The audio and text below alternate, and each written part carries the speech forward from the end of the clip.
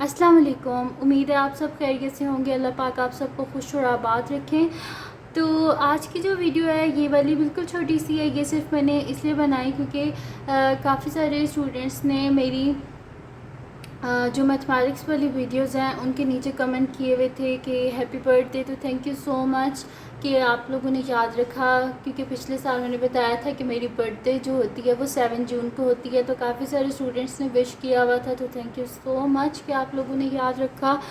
और बस ये वीडियो मैंने इसलिए बनाई, एक तो आप लोगों का थैंक यू करने के लिए, और दूसरा इसलिए कि जो मेरी बर्थडे है उसकी जो वीडियो है वो मैंने अपने सेकंड चैनल पे अपलोड की हुई है। तो आप लोग वहाँ पर जाके देख लें, और उसका लिंक जो है वो डिस्क्रिप्शन में है। लाइफ विद इफ़रा सैयद, आप उसमें जाएं और देखें मेरी बर्थडे की वीडियो।